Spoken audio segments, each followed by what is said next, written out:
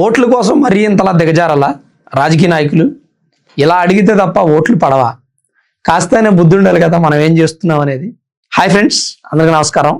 పెదరాయుడు సినిమాలో ఎంఎస్ నారాయణ గారు చెప్పినట్టు నా జీవితంలో నేను వినకూడదు అనుకున్నది ఆయన నోటి నుంచి విన్నాను, చూడకూడదు అనుకున్నది చూశాను అని చెప్పి ఆయన బాధపడుతూ ఉంటారు. ఆ సిచ్యువేషన్ గుర్తొచ్చింది నాకు. విజయ్ దళపతి ఎలక్షన్ క్యాంపెయిన్లో జీసస్ ఫోటో పెట్టుకొని మరీ క్యాంపెయిన్ చేస్తున్నారు. జీసస్ ఫోటోని చూపించి ఓట్లు అడుగుతున్నారు. అది చూసిన తర్వాత ఆశ్చర్యంగా అనిపించింది. దేనికి మరీ ఓట్ల కోసం ఇంతలా దిగజారాలా? సరే, జీసస్ ఫోటో చూపించి క్రైస్తవుల ఓట్ల వరకు దండుకుంటారు. హిందువులు ఓటేయొద్దా? హిందువుల ఓట్ల కోసం రాముడు ఫోటో చూపించండి అని నేను అనట్లా. మతాలకి కులాలకి అతీతంగా ఉండాల్సినటువంటి రాజకీయ నాయకులు ఏం మెసేజ్ ఇస్తున్నారు మీరు సమాజానికి? ఏం చేయాలనుకుంటున్నారు ఈ దేశాన్ని? ఎవడైనా ఒక హిందూ రాముల వారి ఫోటోనో, శ్రీకృష్ణుడి ఫోటోనో, శివుడి ఫోటోనో పెట్టుకొని ఓట్లు అడిగితే పరిస్థితి ఎలా ఉంటుందో ఒకసారి ఆలోచించండి. రే, వీడు హిందూ ఉగ్రవాదిలా మారాడు, కాషాయ ఉగ్రవాది వీడు, వత్తాయి వీడు అని చెప్పి ఈ పాటికి సోషల్ మీడియా మొత్తం షేక్ అయిపోయేది. షేక్ బిఫోర్ యూజ్డ్ అనేవాళ్ళు. అంటే ఫస్ట్ షేక్ చేసి ఆ తర్వాత ఫోన్ని యూజ్ చేసేవాళ్ళు. ఇక్కడ జరిగింది తమిళనాడులో విజయ్ దళపతి తమిళగ వెట్రిగన్ కళగాని పార్టీ పెట్టాడు. మంచి అద్భుతమైన భావాలతో ముందుకు పోతున్నాను, నా ఐడియాలజీ వేరు, నేను ఎవరికి లొంగను, పార్టీ పెట్టి ఓడిపోను అని చెప్పి బాగానే ఉంది. మంచిదే అలా మాట్లాడడం రియల్లీ అప్రిషియేట్. బట్ చేసినటువంటి పనులు ఉన్నాయి చూశారు, అవి చాలా రాంగ్. ఎందుకు అంటే నేను ఈ మాట ఎందుకు చెప్తున్నాను, ఒకసారి నా ఆవేదన అర్థం చేసుకోవడానికి ప్రయత్నం చేయండి. ఈరోజు జీసస్ ఫోటో పెట్టుకొని ఓట్లు దండుకుంటున్నారు, క్రైస్తవుల ఓట్లు. ఇంకో వీధిలోకి వెళ్ళిన తర్వాత రాముని ఫోటో పెట్టుకొని హిందువుల ఓట్లు దండుకుంటారు. కానీ హిందువులకి తమిళనాడులో ఏం న్యాయం జరుగుతుంది ఒక్కసారి ఆలోచించండి. తిరుప్పరకొండరం కొండ మీద సుబ్రహ్మణ్యేశ్వర స్వామి ఆలయంలో హిందువులు దీపం వెలిగించుకోవడానికి నోచుకోలేదు. అంత పాపం చేశారా హిందువులు? అనాదిగా హిందువులకు వస్తున్నటువంటి స్థలం కొండ, అది హిందువులకు చెందినటువంటి ఆస్తి. ఆ కొండ మీద ఆలయంలో దీపస్తంభంలో దీపం వెలిగించుకోనివ్వలేదు. కార్తీక మాసం సందర్భంలో హిందువుల్ని ఎవరు? స్వయాన ఆ రాష్ట్ర ప్రభుత్వం. కొంతమందికి అనిపించవచ్చు ఈ సబ్జెక్ట్ చాలాసార్లు చెప్పావు బ్రో, మళ్ళీ ఎందుకు చెప్తున్నావని. ఎందుకు చెప్తున్నానంటే బహుశా హిందువులకి ఇంతటి అవమానం జరిగింది తమిళనాడులోనే. గతంలో ఎన్నో జరిగాయి, కానీ ప్రభుత్వాలు చేసినవి కాదు, ప్రత్యక్షంగా ప్రభుత్వం చేసింది కాదు. ప్రభుత్వంలో కొందరు వ్యక్తులు అవ్వచ్చు, లేదా అపోజిషన్ అవ్వచ్చు, లేదా మరి ఇంకే రాజకీయ నాయకులైనా అవ్వచ్చు, కానీ నేరుగా ప్రభుత్వం హిందువుల మీద దాడికి దిగిన పరిస్థితి లేదు.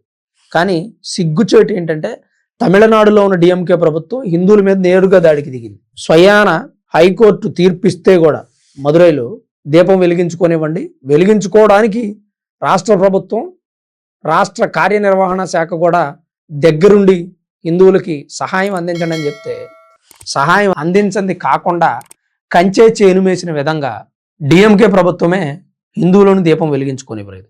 అక్కడ ఉన్న ముస్లిమ్స్, క్రిస్టియన్స్ చెప్పేది ఏంటంటే హిందువులు అక్కడ దీపం వెలిగించుకుంటే మాకేం సమస్య లేదు, పైగా మా ముస్లిమ్స్కి కానీ క్రైస్తవులకు కానీ ఇలాంటి ఒక అవమానం ప్రభుత్వం చేస్తుంటే పరిస్థితి వేరేలా ఉండేదన్నారు. అసలు ఇంకా సిగ్గు రాలేదా మనకి? నాకు అర్థం కాదు.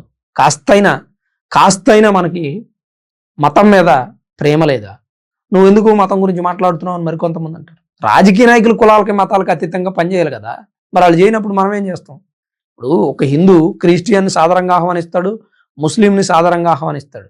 కొంతమంది ముస్లిమ్స్ కూడా సాధారణంగా హిందువుల్ని చక్కగా బాయ్ అంటారు, కొంతమంది క్రైస్తవులు అంటారు. కానీ కొంతమంది మాత్రం ఈ రాజకీయ నాయకుల మాటలు విని, ఇప్పుడు డిఎంకే పార్టీ ఫాలోవర్స్ అంతా హిందువులను గౌరవిస్తారా? టు బి ఫ్రాంక్ మనం మాట్లాడుకోవాలి, డిఎంకే ఫాలోవర్స్ హిందువులను గౌరవిస్తారా? ఇప్పుడు టీవీకే విజయ్ ఉన్నాడు, ఆయన పబ్లిక్గా జీసస్ ఫోటో పెట్టుకొని ప్రచారం చేస్తున్నాడు. TVK Vijay followers, Vijay Joseph followers హిందువులను గౌరవిస్తారా? పరిస్థితి ఎలా ఉందో ఒకసారి అర్థం చేసుకోండి. అంటే భవిష్యత్తులో మతానికి ఒక పార్టీ పుడుతుంది, మతానికి ఒక రాజకీయ నాయకుడు వస్తాడు, మతానికి ఒక సీఎం అంటారు. ఈ దేశాన్ని ఇంకా 3 ముక్కలుగా విడగొడతారు, ఇస్లాం, క్రైస్తవం, హిందూ అని విడగొట్టాల్సినటువంటి పరిస్థితి వస్తుంది. రాజకీయ నాయకులు ఓట్లు అడగొచ్చు, రాజకీయ నాయకులకి ఎలక్షన్ మూమెంట్ వస్తే సిగ్గు, శరం, మానం, మర్యాద అన్ని వదిలేస్తారు. ఎందుకంటే ఓట్లు పడాలి, వాళ్ళకి అడుక్కోవాలి, హిందువుల దగ్గర క్రైస్తవుల దగ్గర అడుక్కోవాలి, తప్పులేదు. కానీ మతం ఆధారంగా, కులం ఆధారంగా విడగొట్టి ఓట్ బ్యాంకింగ్ని తన అకౌంట్లో వేసుకోవాలనే ప్రయత్నం చేస్తున్నటువంటి వ్యక్తుల్ని మనం ఏమనాలి అసలు? నాకెందుకో ఇది చూసిన దగ్గర నుంచి బాధ అనిపించింది. ఇప్పుడు హిందువులు ఉన్నారు చాలామంది రాజకీయ నాయకులు, ఎవడైనా ఇప్పటి వరకు ఒక్కరైనా హిందూ దేవుళ్ళ ఫోటో పట్టుకొని ఓట్లు అడిగారా? ఒకసారి గుండె మీద చేసుకొని చెప్పండి. 100 కోట్ల మంది హిందువులు ఉన్న ఈ దేశంలో హిందూ దేవుడి ఫోటో పట్టుకొని ఏ రాజకీయ నాయకుడు ఓటు అడిగాడు? ఏ రాజకీయ నాయకుడు ఓటు బ్యాంకింగ్ రాజకీయం చేశాడు? అది చెప్పండి పబ్లిక్గా. మహా అయితే శ్రీరాముని వారసులం, శ్రీకృష్ణుడు మా దైవం, శివయ్య మాకు మూలం అని చెప్పి ప్రచారం చేస్తారు తప్ప ఫోటో పట్టుకొని ఎప్పుడు అడిగారు? నా దృష్టికి ఇప్పటివరకు ఒక్క వీడియో కూడా రాలా, ఒక్క ఫోటో కూడా నాకు దొరకలా గూగుల్లో. మీకు ఏదైనా దొరికితే నాకు కామెంట్ చేయండి, నేను చూస్తాను. అలానే ఉదయనిధి స్టాలిన్ తమిళనాడు ఉప ముఖ్యమంత్రిగా ఉన్నారు. ఇప్పుడు ఆయన ప్రజెంట్ ఎలక్షన్ మూమెంట్లో ఉన్నారు. ఆయన ఆలయానికి వెళ్తే అక్కడ హిందూ సోదరులు ఆయనకు బొట్టు పెట్టారు. బొట్టు పెడితే విత్ ఇన్ సెకండ్స్ చెరిపేసుకుంటున్నాడు. మరి ఎందుకురా భయ్ మీరు బొట్టు పెట్టుకోవడం నాకు అర్థం కాదు. హిందువులకని సిగ్గుండాలి కదా ఆయనకి బొట్టు పెట్టడానికి. ఆయన మీ ముందే పబ్లిక్గా చెరిపేస్తున్నాడు. గతంలో సనాతన ధర్మం కరోనా వైరస్ కంటే డేంజర్ అన్నాడు. సనాతన ధర్మాన్ని దేశం నుంచి వెళ్ళగొడతా అన్నాడు. హిందూ ధర్మం దేశానికి బట్టిన చీడపురుగు అన్నాడు. అంత దారుణమైనటువంటి మాటలు మాట్లాడారు. ఉదయనిధి స్టాలిన్ ఫ్యామిలీ క్రైస్తవాన్ని అనుసరిస్తారు, సెక్యులర్లు అని చెప్పుకుంటారు. కానీ స్టాలిన్ గారి భార్య, ఆయన సతీమణి, ఆమె హిందూ దేవుళ్ళకు పూజ చేస్తారు. ఏం జరుగుతుంది అసలు? హిందువుల ఓట్లు కావాలి, క్రైస్తవుల ఓట్లు కావాలి, ముస్లిమ్స్ ఓట్లు కావాలి. వీరు ముగ్గురు మధ్య మాత్రం జుట్లు ముడేసి తన్నుకుంటారు అబ్బాయి అనాలి. అది జరుగుతుంది ప్రస్తుతం తమిళనాడు. హిందువులకే పబ్లిక్గా వ్యతిరేకంగా ఉన్నారు వీళ్ళు. తిరుప్పరకుండ్రం ఆలయంలో దీపం వెలిగించుకునేవలా సనాతన ధర్మం వైరస్ లాంటిది అంటారు, తరిమి కొడతా అంటారు, సెక్యులర్లు అని చెప్తారు, క్రైస్తవ మార్గాన్ని అనుసరిస్తారు. తప్పని నేను అనట్లేదు ఫ్రెండ్స్. క్రైస్తవాన్ని అనుసరించు, ఇస్లాంని అనుసరించు, హిందూని అనుసరించు, నీ ఇష్టం వచ్చిన మతాన్ని అనుసరించు. కానీ ఒక మతాన్ని ఎందుకు టార్గెట్ చేస్తున్నావు? నువ్వు రాజకీయ నాయకుడు. ఎవడో ఒక అనాకాణిగాడు ఏదన్నా ఒక మతాన్ని తిట్టాడంటే దానిలో ఒక అర్థం ఉంది. కానీ బాధ్యతాయుతమైనటువంటి రాజకీయ పదవిలో ఉండి రాజకీయ నాయకుడు ప్రజలను పరిపాలించేటువంటి స్థానం తీసుకొని హిందువులని అవమానిస్తున్నావు అంటే ఇంతకంటే ఏం చెప్పాలి? ఇంకా ప్రజలకి, హిందూ ప్రజలకి ఎలా మెసేజ్ ఇవ్వాలి? అంత జరిగినా మళ్ళీ హిందూ సోదరులు ఉదయనిధి స్టాలిన్కి బొట్టు పెడుతున్నారు. ఉండమ్మ బొట్టు పెడతా అని. బొట్టు పెడితే ఆయన జరుపుకుంటారు. మీరేమో ఉండమ్మ బొట్టు పెడతా అని పెడతారు, ఆయన ఏమో బొట్టు జరుపుకుంటాడు. బయటికి పోయాక వాళ్ళేదో పిచ్చి బట్టి బొట్టు పెట్టారు లావా, నేను ఎందుకు ఉంచుకుంటాను, ఆయన జరుపుకుంటాడు. మన ముందే పబ్లిక్ జరిపినోడు బయటికి వెళ్ళాక హిందూ మతాన్ని ఏమనడా? ఏమి అనడాన్ని మీరు కొంతమంది మాట్లాడతారు. ఏమి అననోడు తిరుప్పరకుండ్రం ఆలయంలో దీపం వెలిగించుకొని ఇవ్వలేదు కదండి డిఎంకే ప్రభుత్వం. మరప్పుడు ఈ ఉప ముఖ్యమంత్రి స్టాలిన్ గారు బయటకు వచ్చి, ఉదయనిధి స్టాలిన్ గారు బయటకు వచ్చి, హిందువులు ఆలయంలో దీపం వెలిగించుకోండి, ఏదైతే దర్గా ఉందో దానికి దీనికి సంబంధం లేకుండా చూసుకోండి, మత గొడవలు జరగకుండా చూసుకోండి అని ఒక మాట చెప్పొచ్చు కదండి. చిన్న ప్రెస్ కాన్ఫరెన్స్ పెట్టొచ్చుగా ఉదయనిధి స్టాలిన్ గారు. మీరు హిందువుల మనోభావాలు మీకు అవసరం లేదు, హిందువుల ఓట్లు మీకు అవసరం లేదు, అయినా కానీ మీకు హిందువులు ఓటేస్తారు. అది ఎక్కడ సిగ్గుమాలిన పంతనో నాకు అర్థం కావట్లేదు. చూసేవాళ్ళం మాకు బాధ వేస్తుంది కానీ మరి వేసేవాళ్ళకి బాధ వేయట్లా. పైగా బొట్టు పెడతాం. ఈ బొట్టు పెట్టే కాన్సెప్ట్ ఏంటో నాకు అర్థం కావట్లా. ప్రతి హిందూ, అసలు హిందూ మతం కాని వాళ్ళకి మీరు ఎందుకు బొట్టు పెడుతున్నారండి? నాకు అర్థం కాదు. ఇప్పుడు ఆయన హిందూ అయితే ఆయనే బొట్టు పెట్టుకుంటాడు. రెగ్యులర్గా హిందువులకు పెట్టుకోకపోవచ్చు, కానీ ఆలయంలోకి వచ్చినప్పుడు, దేవుడి దర్శనానికి వచ్చినప్పుడు పెట్టుకోవటం పద్ధతి. పండగ పూట బొట్టు పెట్టుకోవటం పద్ధతి. లేదు నాకు భక్తి ఉంది, విపరీతమైన భక్తి, నేను భక్తి పారవశ్యంలో మునిగిపోతా, నేను రాముల వారి భక్తుడిని, హనుమాన్ భక్తుడిని అంటే నిత్యం పెట్టుకోండి, తప్పులేదు. బొట్టు పెట్టుకోవటం తప్పు కాదు. కానీ బొట్టు పెట్టుకోను అన్నోళ్ళకి పెట్టడం తప్పు. బొట్టు పెడితే చెరుపుకుంటా అన్నోళ్ళకి పెట్టడం తప్పు. ఈ బొట్టు పెట్టగానే ఈ రాజకీయ నాయకులందరికీ ఫ్యాషన్ అయిపోయింది. మసీదులోకి వెళ్ళడం, నెత్తిన టోపీ పెట్టుకోవటం, చర్చిలోకి వెళ్ళటం, బైబిల్ పట్టుకొని ప్రార్థన చేయటం, గుళ్ళోకి వెళ్ళటం, బొట్టు పెట్టుకోవటం. సరే, కొంతమంది రాజకీయ నాయకులు ఈ చేస్తున్నారు, కొంతవరకు బాగానే ఉంది. కొద్దిసేపు వాళ్ళ మనోభావాలు గౌరవించడానికైనా సరే అట్లా ఉంచుకుంటున్నారు.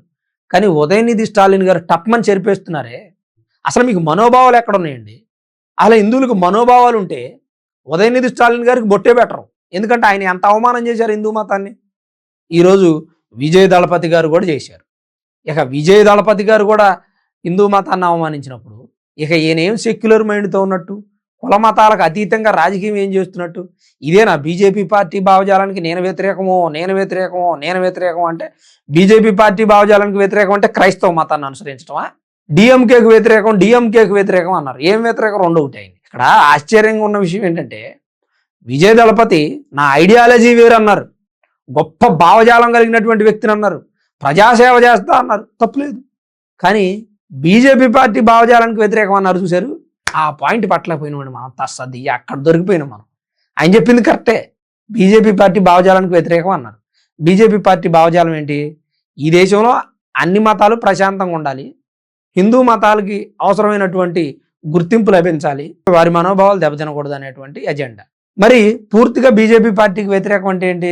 క్రైస్తవ మతమా? అదేనా ఆయన చెప్పేది? దీన్ని ఇన్ని రోజులు మనం గమనించలేదా? ఇకనైనా మనం గమనించాలి ఫ్రెండ్స్. ఇలాంటి వ్యక్తుల్ని ఒక్కసారి మనం ఒక్కంట కనిపెడతా ఉండాలి. ఎక్కడా కూడా ఆదమరిచి ఉండకూడదండి. చాలా జాగ్రత్తగా వ్యవహరించాల్సిన అవసరం ఉంది. ఈ వీడియో చూసాక నాకు బాధ అనిపించింది. అరే, జీసస్ను కూడా ఓటు బ్యాంకింగ్ కోసం వాడేసుకున్నారుగా, ఏం వాడకంరా మీది అన్నట్టు ఆ మేము గుర్తొస్తుంది నాకు. వాడేస్తున్నాడా? బాగా వాడేసాడు అన్నట్టుగా గుర్తొస్తుంది నాకు ఆ మేము. మిర్చి సినిమాలో బ్రహ్మి సార్ చెప్పిన డైలాగ్, ఏం వాడకమయ్యా అని వాడేస్తున్నారు. మరి ఈ వాడకం వాలేశ్వరరావు మీద మీ అభిప్రాయం ఏంటి? మీరేమనుకుంటున్నారు అనేది కామెంట్ రూపంలో తప్పకుండా రాయండి. Thanks for watching this video. This is Ram signing off సన్బర్ స్టూడియోస్.